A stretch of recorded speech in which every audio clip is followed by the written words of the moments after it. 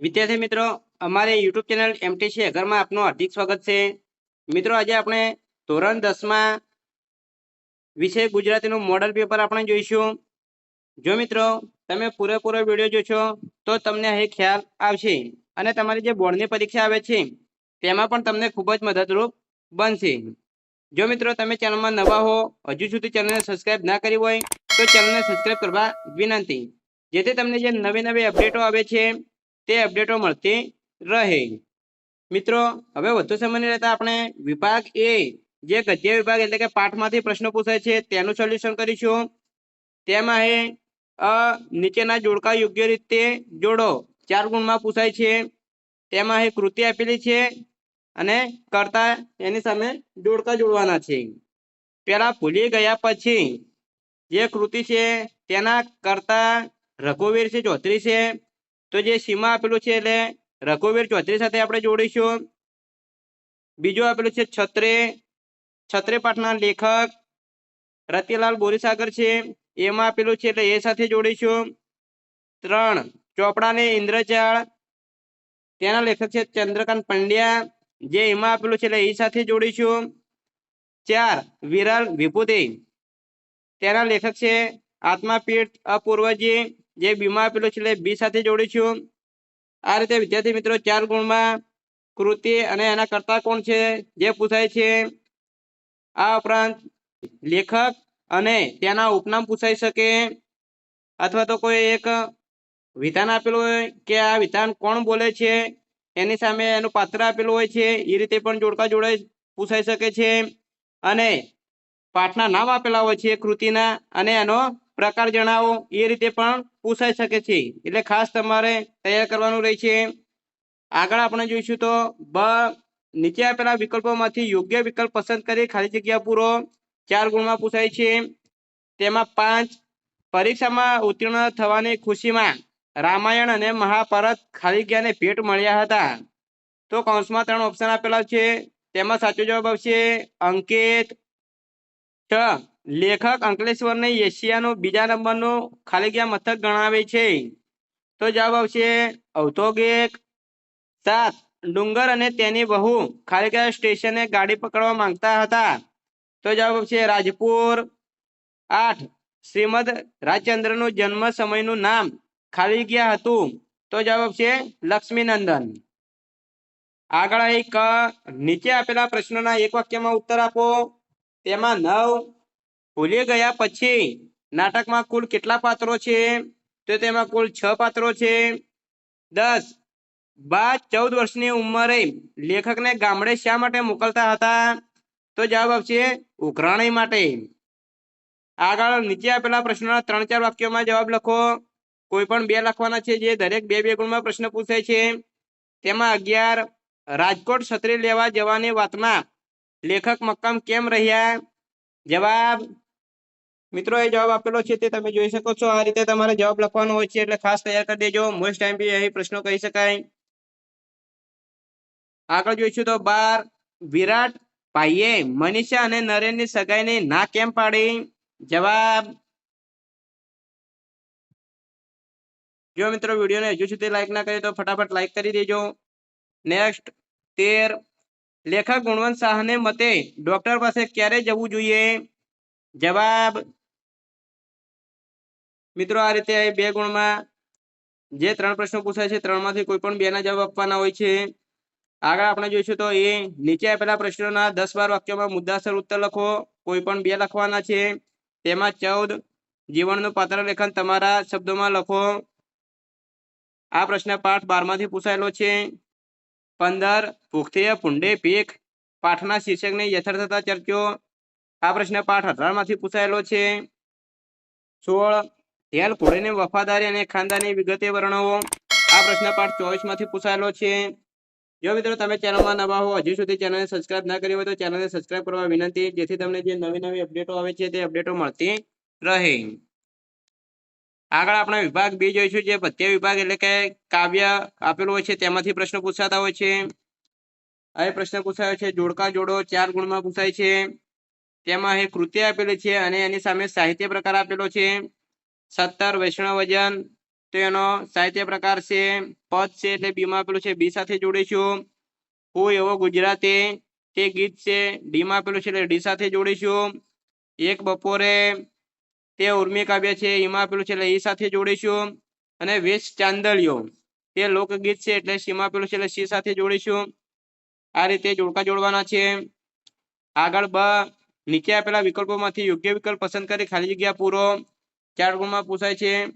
તેમાં 21 વૈષ્ણવજન વણ લોભીને ખાલી જગ્યા છે. તો જવાબ આવશે કપટ રહિત. 22 હૈયો જરડાઈ ખાલી જગ્યા ફૂટે. તો જવાબ આવશે રક્ત ટચુયા. 23 ઉછરે છે રોજ ખાલી જગ્યા ફડકમાં દીકરી. તો ખાલી જગ્યામાં આવશે કાયમ. 24 હાઈકોના ખાલી જગ્યા અક્ષર હોય છે. તો હાઈકોમાં 17 અક્ષર હોય છે એટલે જવાબ આવશે 17. આગળ એક નીચે આપેલા પ્રશ્નોના એક વાક્યમાં જવાબ લખો. તેમાં 25 ગંગા સાથે કેવા સાધુને વારંવાર નમવાનું કહે છે. તો જવાબ આવશે શીલવંત સાધુને. 26 કાવ્ય નાયિકાનો પરણ્યો કોનો વીર છે. તો જવાબ આવશે નણંદનો. આગળ ડ નીચે આપેલા પ્રશ્નોના 3-4 વાક્યોમાં ઉત્તર લખો. કોઈ પણ બેના આન્સર આપવાના છે. 27 વાંસળીનો સૂર કોને કોને શું પ્રશ્ન પૂછે છે શા માટે. તો આ પ્રશ્ન કાવ્ય નંબર 9 માંથી પૂછાયેલો છે. જવાબ મિત્રો ખાસ તમારે આ પ્રશ્નો તૈયાર કરવાના છે જે બોર્ડની પરીક્ષા માટે મોસ્ટ ટાઈમ કહી શકાય.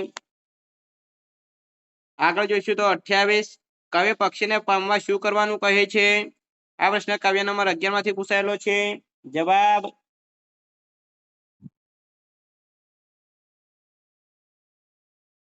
29 કવિ આપણને શાંત રહેવાની શીખ શા માટે આપે છે. આ પ્રશ્ન કાવ્ય નંબર 15 માંથી પૂછાયેલો છે. જવાબ મિત્રો આ ઉપરાંત બીજા વિષયના મોડલ પેપર પણ ચેનલમાં એ વિડીયો મળી રહેશે ખાસ તમારે જોવાના રહેશે. આગળ આપણે જોઈશું તો એ નીચે આપેલા પ્રશ્નોના 10-12 વાક્યમાં ઉત્તર લખવાના છે. કોઈ પણ બેના આન્સર આપવાના છે.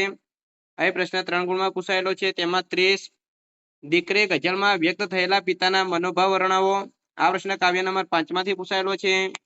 જવાબ તો મિત્રો એ ખાસ તમારે જવાબ તૈયાર કરી દેજો. મોસ્ટ આઈએમપી પ્રશ્નો કહી શકાય જે 3 ગુણમાં પૂછાય છે. આગળ જોઈશું તો 31 શિકારી નહીં કાવ્યનો ભાવાર્થ સમજાવો. આ પ્રશ્ન કાવ્ય નંબર 11 માંથી પૂછાયેલો છે. જવાબ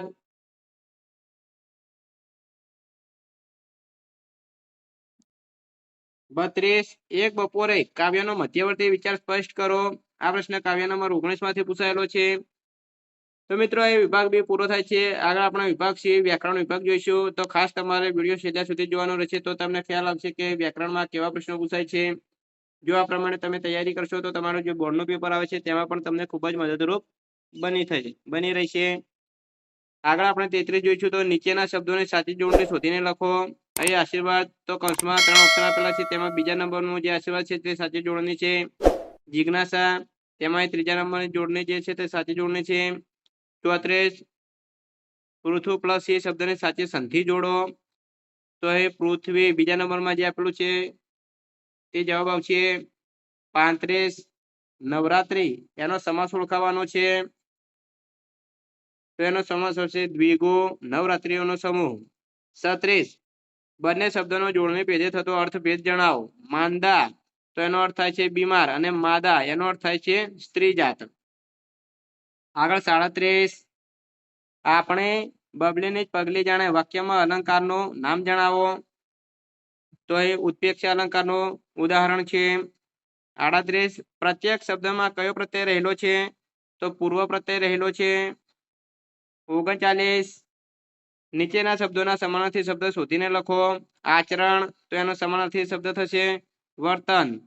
અને કરોબો તો એનો અર્થ છે સમાનાર્થી શબ્દ થશે નિકટતા.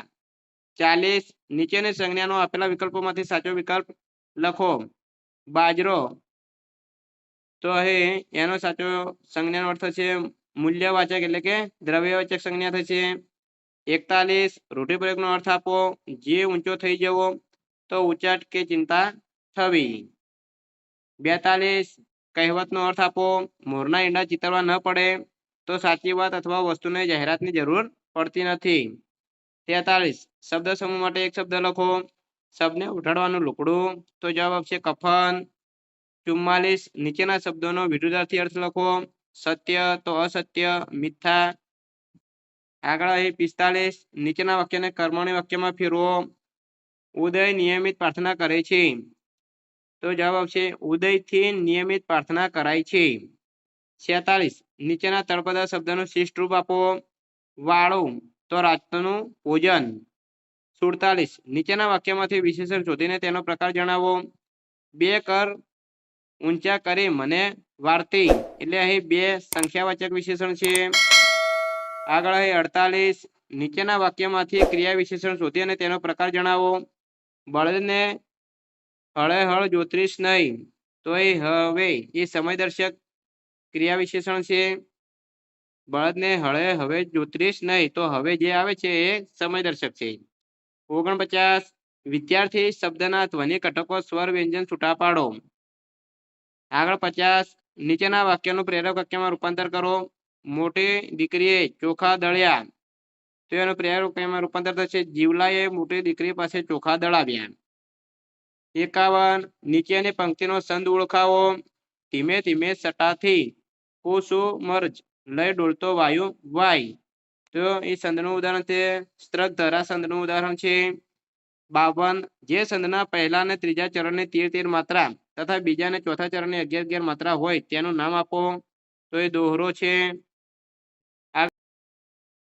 વિભાગ ડે અર્થ લેખન કરો. તેમાં નીચે આપેલી પંક્તિઓનો આશરે 15 વાક્યોમાં અર્થ વિસ્તાર કરો. 53 તેમાં 1 ઉત્તમ વસ્તુ અધિકાર વિના મળે ન કદી અર્થ નવ સરે. મત્સ્ય ભોગી બગલો મુક્તા ફળ દેખી ચંચુના ભરે. તો જવાબ, તો મિત્રો એ જવાબ આપેલો છે પંક્તિનો. આ રીતે તમે જવાબ લખી શકો છો. 15 વાક્યોમાં જવાબ લખવાનો છે. અહીં હાથોમાં પૂછાયું છે બીજા નંબરનો. ઊંચ નીચ ફર્યા કરે જીવને ઘટમાળ, ભરતી તેની ઓટ છે ઓટ પછી જુવાળ. જવાબ અહીં આપેલો છે મિત્રો. આ રીતે તમે જવાબ લખી શકો છો. હવે આગળ આપણે 54 જોઈશું. તો તમારી શાળામાં યોજાયેલ સ્વાતંત્ર્ય દિનની ઉજવણી અંગેનો અહેવાલ આશરે 100 શબ્દોમાં લખો. તો મિત્રો તમને કોઈ પણ એક અહેવાલ પૂછાય એ તમારે તમારા શબ્દોમાં લખવાનો રહેશે. 55 નીચે આપેલો ગદ્યખંડ વાંચી ત્રીજા ભાગમાં સંક્ષેપ કરે તેનો યોગ્ય શીર્ષક આપો. તો મિત્રો એ ગદ્યખંડ આપેલું છે એનો ત્રીજા ભાગમાં સંક્ષેપ કરી અને તમે યોગ્ય શીર્ષક આપી શકો છો. 56 તમને એક નિબંધ પૂછાય છે. કોઈ પણ એક 3 વિષય આપેલા છે. 250 શબ્દોમાં નિબંધ લખવાનો છે. પુરુષાર્થ એ જ પ્રાબર્ધ, મારો પ્રિય તહેવાર અને અથવા મોબાઈલના લાભાલાભ. તો તમને કોઈ પણ 3 વિષય પૂછાશે તેમાંથી કોઈ પણ એક વિષય પર તમારે નિબંધ લખવાનો રહેશે. જો મિત્રો વિડીયો સારો લાગ્યો તો લાઈક કરજો, શેર કરજો અને સબસ્ક્રાઇબ કરજો.